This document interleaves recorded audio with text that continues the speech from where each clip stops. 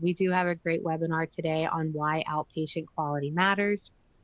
Before we get started, I'm going to go ahead and go over some housekeeping items. We do have a media player. If you do need closed captioning, that is available for you to turn on. We encourage you to ask questions throughout, so you can pop your questions in the Q&A section, and we'll get to as many questions as we can at the end. We do have a resources section. So if you do want to read through any of those, we definitely encourage it. We are offering today's presentation in that resources section, as well as a certificate of attendance. That is not a CEU, that is just the certificate that you did attend today's webinar. You can utilize that certificate to pass over to an accredited association and request those CEUs. We do always appreciate to hear how we did at the end, so complete the survey. We would love to hear from you. We also encourage you to read about our speakers today in the Meet the Speaker section, and if you would like one of our reps to follow up with you, you can do so in the contact rep section. So again, we have a great group of speakers today, so I am going to go ahead and turn it over to Diana, who's going to go over our agenda and kick things off. Diana? Yes, thank you, Lisa. Glad we got to hear everything now, so hopefully everyone can hear okay. We're excited. Dana and I are here today to talk about something called ambulatory preventable complications. So you'll hear a lot of details around it. I wanted to give a quick overview of kind of where this came from and what we're focused on. So as we've seen in the industry, thank goodness for modern medicine as far as the advancements that occur, where we're no longer requiring patients to be inpatient for a lot of procedures and surgeries. So with that trend, though, we're all used to in the HIM quality coding world of kind of seeing these measures that sit on the inpatient side that measure quality, things that we're really caring about when it comes to documentation and clarity around the coding, so that our quality teams can really get to that root cause and try to figure out where there's opportunities to minimize complications and advance better patient care. Well, there was this gap really on the outpatient side. So as we see volume shift, the data fragmentation, as you can see here, and the variation across care settings really limited visibility and really quantification and identification of these complications. So that's where our clinical and economic research team at Solventum really came in. And I think you'll hear our approach and the methodology that we've created and how it's being used by our customers to really look at actual versus expected outcomes in the outpatient space. So we look forward to sharing that with you today. Real quick, I'm just going to cover, this is our Solventum slide. So we've been Solventum for a little while, but historically we're known as 3M HIS. Within our division, sometimes it can be a little challenging since we don't sit necessarily right in patient care, but I really think that what we're talking about today, is really tied. It's a very direct example of our mission of helping to reduce preventable harm after ambulatory procedures and really putting patients first and people first, as you can kind of see across here. So it really reflects our values. I know it helps drive our team that is constantly refining our methodologies, coming up with new methodologies, really helping to close the gap. We really want to highlight where hospitals have the data they need and can really focus on the areas that can help bring better care to our patients. So with that, our agenda is quite simple. We're going to just talk about the challenges that existed, how these potentially preventable complications can work in the outpatient setting. And I think even throughout, you'll hear kind of about benchmarking and driving industry success. And with that, I will turn it over to Dana for our first poll question. Thanks, Diana. All righty, everybody. It's great to just start out with a poll, kind of set the stage, and particularly about our subject today. So poll 1 here on the screen is, have you or someone close to you ever experienced a complication from a medical procedure? And so, the answers here, yes, personally, maybe a family or friend, or no.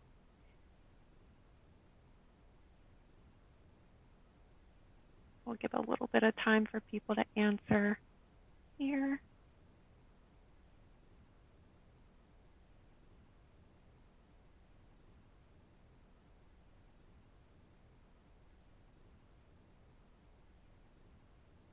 All right, we're starting to see some numbers here.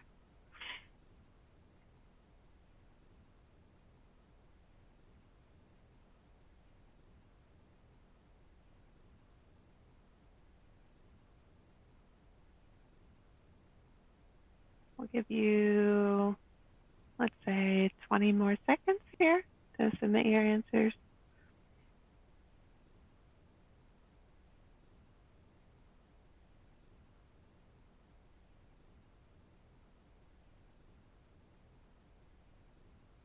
All righty.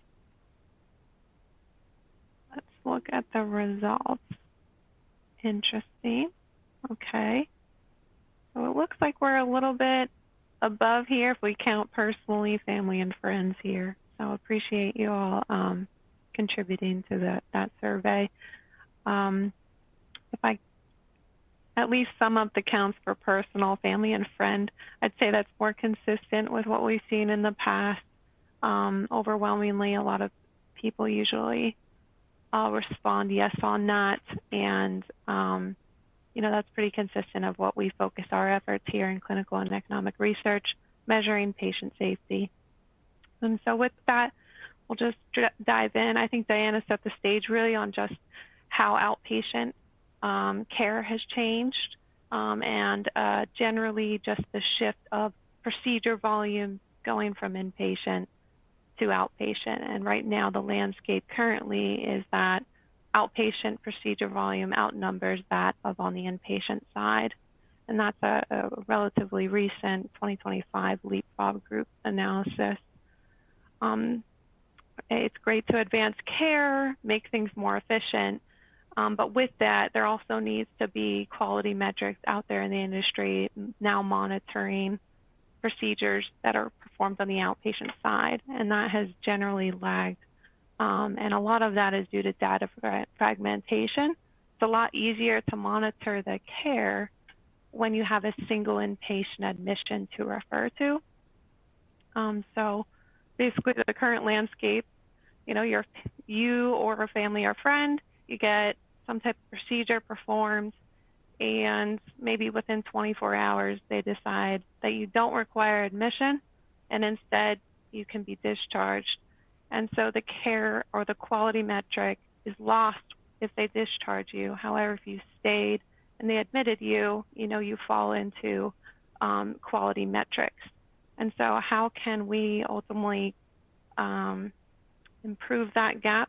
That's kind of where our focus has led us, is just how do we close those gaps and actually provide a metric out there for measuring the care quality of patients that do get discharged rather than admitted.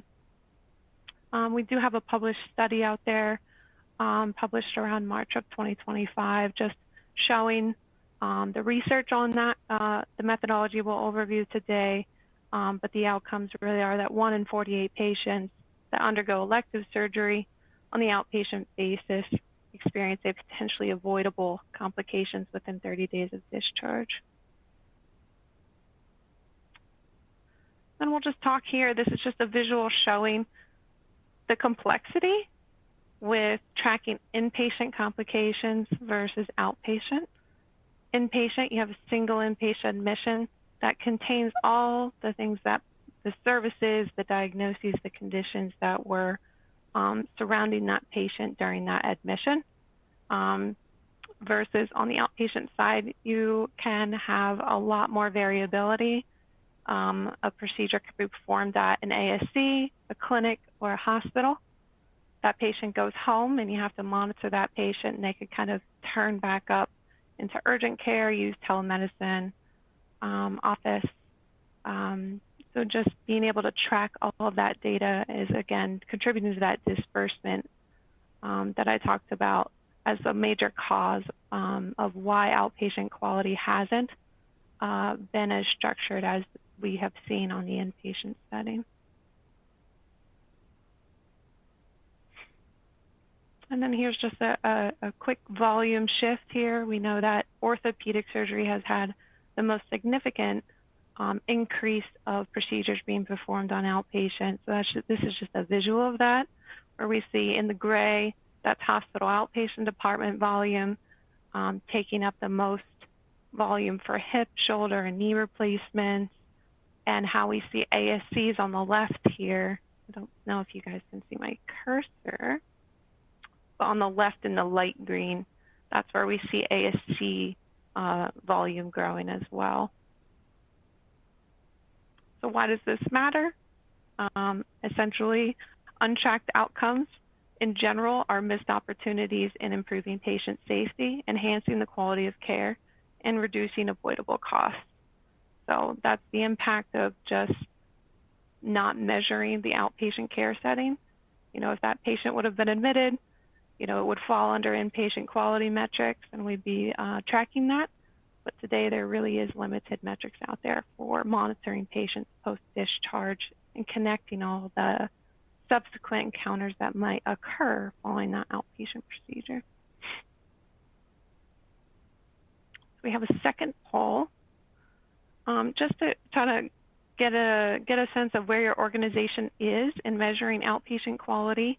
So does your organization measure, monitor, or evaluate the quality of procedures performed if they end up falling in outpatient?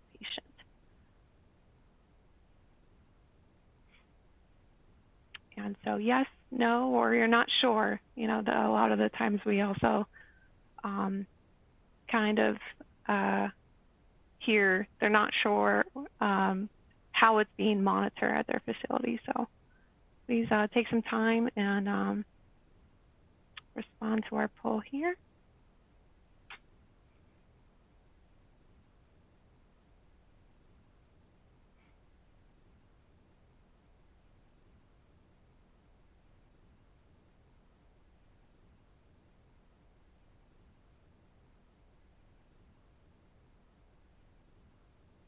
I'll give you all 20 more seconds to respond to that.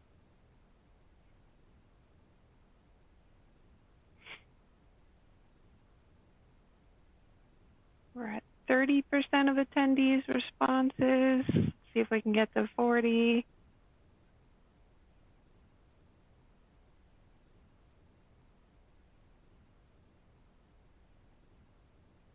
All right, almost there, so we'll just see what the results are. So 40% are yes, you are measuring outpatient procedure quality, not sure at 50. That makes sense. Okay. Well, we'll overview what we've done here at Solventum and the Clinical and Economic Research Department.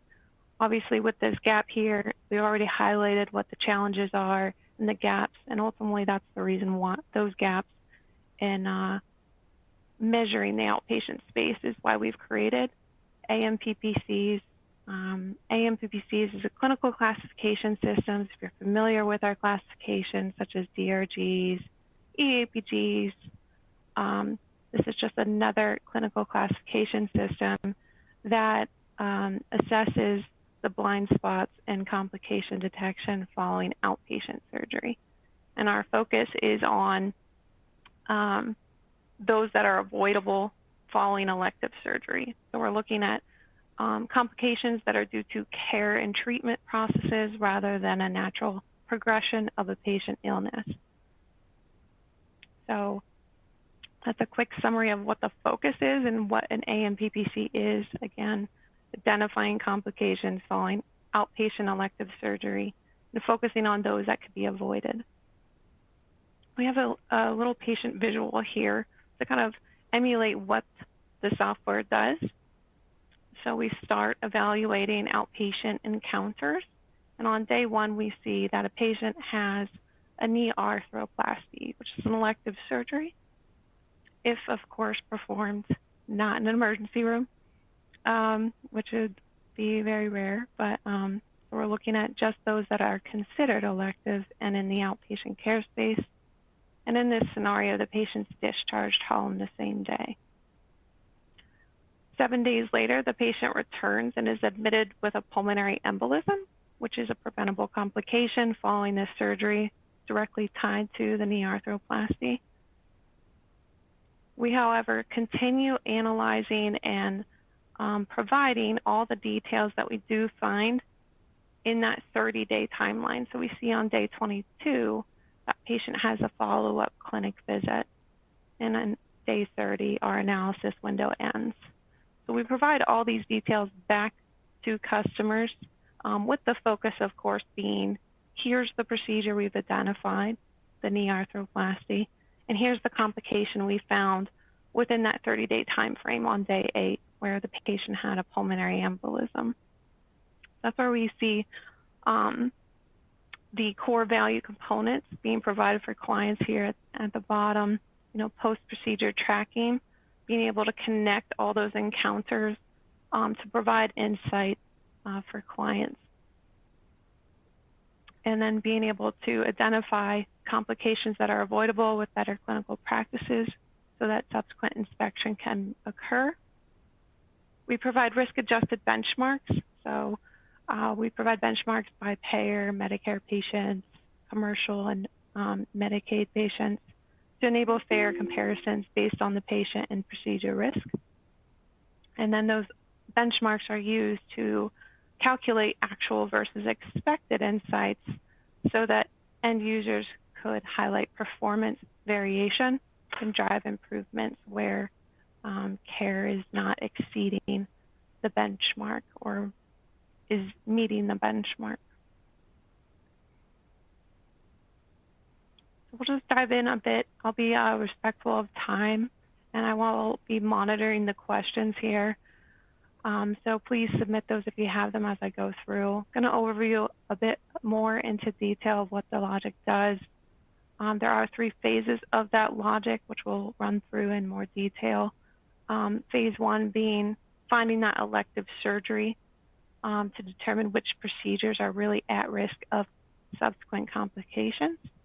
We then start analyzing encounters that occur within that time frame for complications. So phase 2 is identifying the complications. Phase 3 is ultimately based upon everything we've evaluated in that analysis window of 30 days. We reclassify the procedure based upon whether or not a relevant complication has been found and in what care setting was that complication identified from.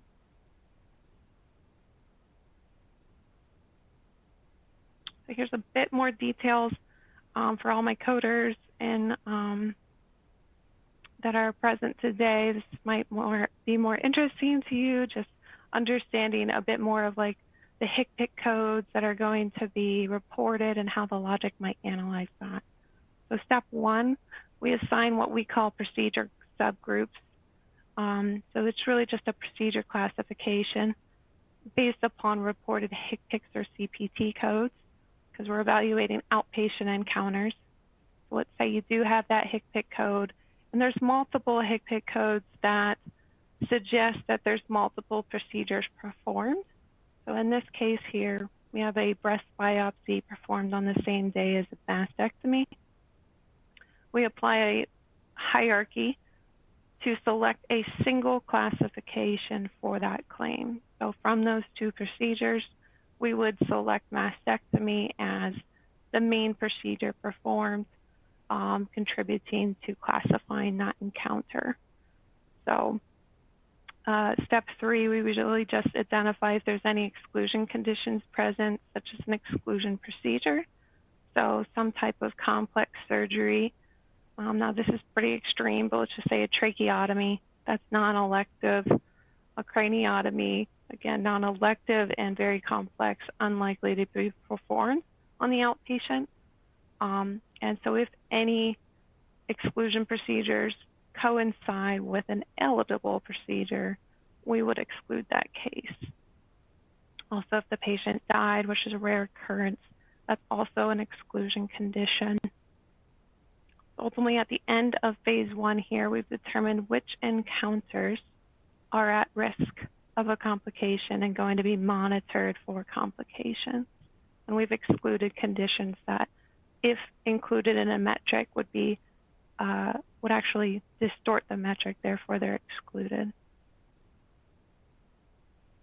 Here's just some more insight on our procedure subgroups.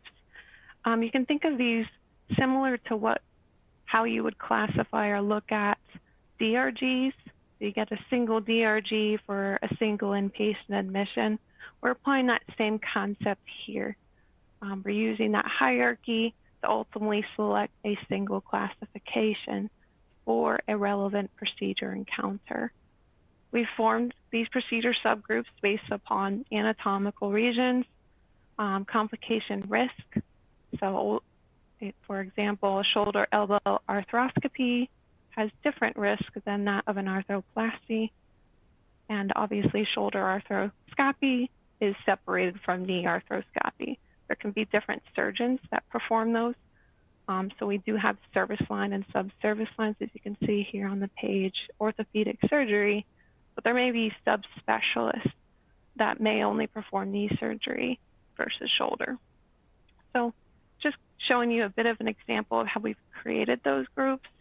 Some other aspects might be surgical approach, whether it's open or laparoscopic, and sometimes within certain types of procedures, such as those that may pertain to interventional radiologists versus a urologist, we do create those subspecialties assignments for procedures that, again, are predominantly performed by a given specialist.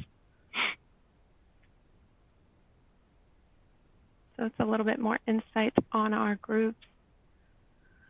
Then we move to phase 2 once we've identified a relevant procedure encounter, and we set that analysis window. So 30 days is the standard. There's some variability or flexibility for clients that are interested on maybe analyzing a 15 or 7-day window. So you can provide various types of analysis for that. Step 2 is really reviewing all those encounters that occur within the event window, and we assign complication groups to relevant diagnosis coded on those subsequent encounters.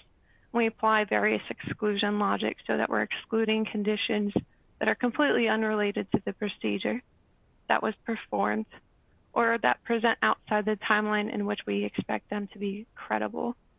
So for example, we're talking about outpatient procedures, and let's say we have an ED visit on day 29 of that 30-day analysis window with pneumonia. And we've applied certain limitations with pneumonia to only count it within a 2-week time frame, just to ensure that we're not inappropriately considering pneumonia on day 29 as associated with that original elective surgery. So there's a lot of criteria built in that to ultimately ensure that our results are credible and highlighting a relevant complication that's expected following a given surgery. So then we move to phase 3, or I guess we'll overview our complication groups. These are probably going to sound familiar for those that are familiar with our inpatient PPC measures or hacks potentially, or PSIs. You know, we have complication groups set up to recognize specific complications. And we had to get a lot more granular with AMPPCs, as you'll see in this subsection. If you look at GI mechanical device implants, they're assigned to a relative device complications category. We had to get very specific so that GI device complications only count for GI procedures, and so on. So there is an actual relationship between each complication group that will match to our procedure groups. Some can be generalized. For example, pneumonia can be applied across various procedures. Some are very specific. It's kind of a little bit of insight on the complication groups applicable. And then as we move on here to phase 3, phase 3 is just whatever we found in that window. It may reclassify that initial procedure we've classified as at risk to at risk with an identified complication. So let's say that patient ends up admitted with a relevant complication, such as the example we started with the pulmonary embolism. We would classify that procedure based upon the inpatient care setting. Here's just a bit more of how we define that.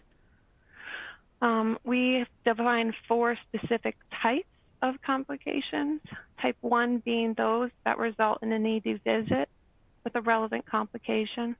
Type 2 being what we classify as an inpatient admission with a relevant complication. Type 3, we identify complications that may be identified in follow-up outpatient encounters. So those follow-up visits that might occur or other unrelated outpatient encounters. We do evaluate them, but we don't include them in our performance evaluation. So for example, we do not include that in the numerator of the metric. And the reason why we don't do that is we want to incentivize follow-up care.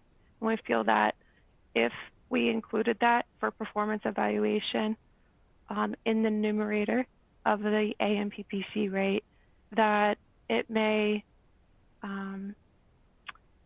not incentivize follow-up care or bad practice, essentially. So we provide that for a monitoring and reporting purpose. So we want to show clients or show users of the system, these are complications already being captured in outpatient visits.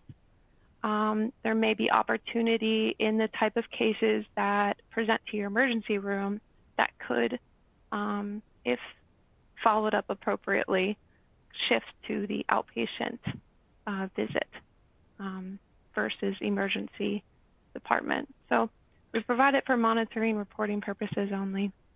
And then type 4, for those familiar with the Medicare 72-hour 3-day payment roll, we do highlight an area that is kind of understudied or not well understood, which essentially is you have an outpatient procedure performed where you get admitted in less than 72 hours of an admission.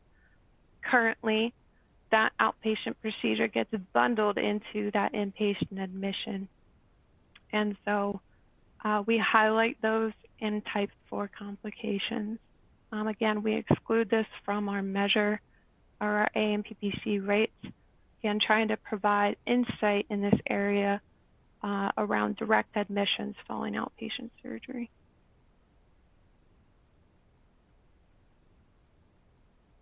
So here's just kind of more of a claim-based example to give you the HCPCS diagnosis coding applicable. Again, we have a outpatient procedure for a patient. That HCPCS code 27130, representing total hip arthroplasty, would be the procedure code that assigns PSG 11 for hip arthroplasty. We then monitor this patient for the next 30 days. And in this scenario, on day 15, we see an inpatient admission with 2 relevant diagnosis codes, which assigns 2 different AMPPCs. So we have a periprosthetic fracture, the right hip joint, and pain due to that orthopedic prosthetic device. For inpatient admissions, they have to be complications that are coded as present on admission. The scope of our efforts here with AMPPCs are to look for conditions that lead to the admission, not that occur or present following admission. So this metric is specific to those coded as POA. And then day 29, we see a ED visit for dehydration for this example. Again, no complication identified, but we do provide that insight on this patient so that coders, quality review can go and look at all the information pertaining to the patient. This is just I'll do a quick overview of just risk adjustment and actual versus expected. We apply risk adjustment using the procedure subgroup as the basis for the metric. We adjust for patient chronic conditions reported at the time of the procedure, and we use payer type and specific age ranges to account for stress, frailty, or disabilities within those payer frameworks. So we can see here, this is just an example of abdominal surgery and the procedure subgroups that would apply within that category, and what the Medicare specific age range adjustments would look like. typically in Medicare, under 65 is considered disabled or dual eligible, and 85 and over is generally an extreme risk area.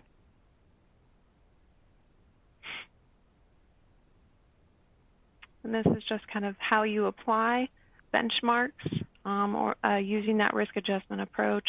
We provide those benchmarks on our customer care site, and end users use those benchmarks to apply actual or observed versus expected comparisons. So we can see here in this example, 60% of the providers are meeting or exceeding expectations here. So, but we have a few underperforming in the network. So provider A has an AE ratio that's worst within its network. And then we have a baseline, obviously always contributing. So the lowest AE ratio, meaning probably this provider is the best in your network, is provider E. That's kind of like quick overview. I know that was very generalized, but how you view actual versus expected, look at that from a ratio perspective to identify best performers in the network, worst performers, those that could improve to drive quality improvement. I'll just turn it back over to Diana to overview a bit more on industry success. Thank you, Dana. That was great. As you can see, it's a lot of work, definitely, that goes into creating a methodology, taking into consideration so many different things, both clinically, from a coding guideline, from a logic standpoint. So I'm excited that you were able to dive at least a layer deeper than sometimes, folks in the industry get to see, but recognize there are lots of layers beneath that. So if you're at an organization who's thinking about what your CDI and coding teams do today on the inpatient side, how can they kind of grow and start to use this knowledge or this grouping methodology to help drive quality in your organization? I think it's a very exciting time to have something like this available. And as we see more procedures coming out and shifting that direction, how great it is that this team will continue to refine the methodology, right? As new things come out, that's historically what we've always done, right? When there's new codes, we accommodate that and make sure that our methodologies make sense with that. So with that, I'm going to touch on a little bit of benchmarking and driving industry success. So I'm sure everyone is familiar with U.S. News and World Report. I know most organizations I have worked at prior to coming to Solventum have that as a very top of mind thing, right? It is visually how your patients see where you stand, right, in terms of ranking. So we know a lot of effort is put into it on the coding and CDI and quality side at your organizations or organizations that you work closely with. So you might be interested to know, maybe you know already, but Solventum AMPPCs are part of that measurement. So you can see here that they license that. It is used historically in the national specialty rankings. You can see ENT, orthopedics, and urology. The new ones that came out this year, I believe all three were this year, Dana, were hip, knee, and pacemakers. So ever evolving. We really value our partnership there, and working together to be a part of enhancing patient safety is very important in the industry. So I'll kind of share a visual if you kind of go a layer deeper, if you will. I mentioned those specialties, but this kind of gives you that honor roll, how the rankings are, how an organization might look in a national ranking, their overall score. Kind of gives them some insight into where to go as far as where their score is. Are they a higher performer? Do they have opportunities?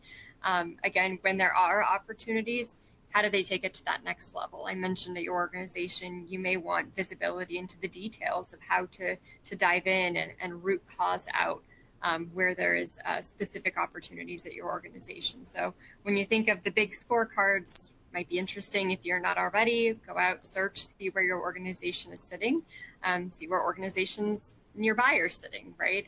See the opportunities that might exist there.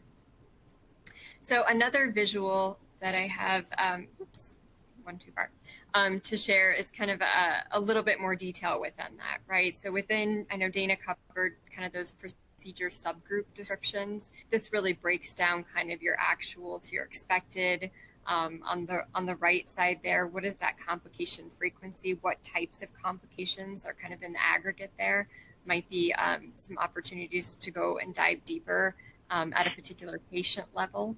But there's a lot of data that can be, and this is an orthopedics example, which I know we said earlier kind of represents a lot of the volume shift, right, from inpatient to outpatient. So another great place to start. Kind of a scorecard view, if you will, that we help with customers with is, I know she covered the at-risk procedures and then procedure with complications and then the expected. So this kind of analysis will kind of bring down, like, this is kind of where you sit today and where you are within your performance, as well as how you were compared, right? So across service lines, this is something that we can prepare and work with you on. Again, you can't really get to those areas of biggest opportunity without some of that analytics and insight to help you focus your efforts. So I'd kind of be remiss if I said, I know we spent a lot of time on kind of the top right one there to say that ambulatory PPCs are cutting edge and really help to fill a gap that was in the industry. But I just want to remind everyone, if you liked what you heard about them, we have a lot of other measurement classification methodologies. Probably you are quite familiar with APR DRGs. They've been around a while, quite widely adopted, but we do have several others. So I just wanted to make sure there was visibility to it. If any of these are things that you're interested in, not sure about, definitely things that we could work with you on. Again, as we're ambitious to try to close any gaps and bring quality visualization to you and other organizations, definitely wanted to share kind of the breadth of areas that we focus on. And lastly, before we turn it over to Q&A, I will just leave you with some helpful links. If you wanted to learn more, we have some videos, some resources that might be helpful within your organization to distribute to your leaders or teams that maybe you work collaboratively with, especially if you have a good relationship with your quality teams, might be helpful to share. So I wanted to make sure you had the latest and greatest. We have fact sheets, methodology overviews, a journal article, and I believe there's even a white paper that Dana helped contribute to here. So all things your clinical teams might be very interested. I know Dana showed that benchmarking of clinical providers and how important that is as you're starting to look at, which providers are having certain outcomes, a great place to start. So Inside Angle, if you're not subscribed already to our blog, there's been a lot of articles around this, especially as U.S. News and World Report has adopted various methodologies. So certainly plenty of things that you can pull from to be having a helpful conversation if it makes sense in your organization. And I included the links here too to make it easy. And I think Lisa said all that will be available. I'll just end. I don't know, Dana, if you kind of want to close with this slide. Okay. Yep. So I really think that is kind of the end here. We're here to bridge that gap for outpatient safety. We're focused on, in general, all patient safety, and we have multiple methodologies for that. Obviously, I didn't really introduce myself. It's probably in the intro of the presenters today, but I'm the product owner for this solution, AMPPCs. So obviously, my goal here is providing outpatient specific patient safety insights and working with those interested in exploring those areas. If you're interested in exploring that further, please let me know. Obviously, we have solutions that, as Diana showed, that represent a larger focus, whether you're interested on readmission policy, maybe how do we support primary care more? We have potentially preventable visits solutions. So ultimately here to support all of you and hear and support any of your initiatives. So I appreciate your time today, and we'll just move on to questions or Q&A. Yeah, thank you both, and I'm glad I'm off mute this time, correct? Yes, Awesome. yes, you All are. right. Thank you both. Yeah, I apologize again for for the beginning. So thank you both for today's presentation. Just a quick note. Somebody did ask in the chat about the certificate of attendance. You can submit those to places like AHIMA or ACTIS. You'll take that certificate and submit to them directly to request those CEUs. So as far as some questions that we have, how does coding affect how a case is counted as a complication? I'll take that. I kind of overviewed it a bit with the inpatient admissions. You know, there's POA or present on admission indicator aspects of that. So whether a diagnosis relevant for considering a complication such as pulmonary embolism, if that's coded as not present on admission, it doesn't fall within the AMPPC qualifying complication logic. However, it's important to note that that might fall into other inpatient quality metrics, such as HACs or PSIs, or if you're familiar with inpatient PPCs or other CMS metrics. So at least for AMPPCs, we do use the POA indicator primarily for inpatient admission quality because there is no POA requirement for outpatient encounter claims. So that's one of the areas that coding can have an impact there based on how you're reporting that and the quality of that. And then I would say just in general, being able to code a case such as complication of care coding. Sometimes what we've found is there's improvements identified where, you know, hey, there's a pulmonary embolism, but a complication of care code was not also reported alongside that. So there's just in general some coding specifics regarding maybe POA indicators, but also just actually coding and CDI in regards to complication of care coding. Okay. Next question that we have is, does AMPPC logic depend on a diagnosis being coded as principal versus secondary diagnosis? For AMPPCs, we do have certain requirements for that. Ultimately, how that really kind of impacts things is we use principal diagnosis as a means for determining the severity of a complication. So an example of that could be, let's say a patient has a knee arthroscopy and they have a subsequent admission where a UTI is coded as secondary and present on admission. We would actually exclude that case as the UTI was not the primary reason for that admission. So there is some aspects of severity taken into account, and we use the PDX reporting as a means to identify that. Okay. Is AMPPC already tied to US News rankings? And if so, how long has this been in place? We started working with US News back in 2022, and I believe the first reporting for outpatient measures, both from a volume perspective and complication perspective, that was implemented in 2023 ranking. So it's been a few years now, and we're excited about that partnership and continue to just grow and expand the type of procedures they're measuring. Last question that we have, oh, no, actually we have two more, I apologize.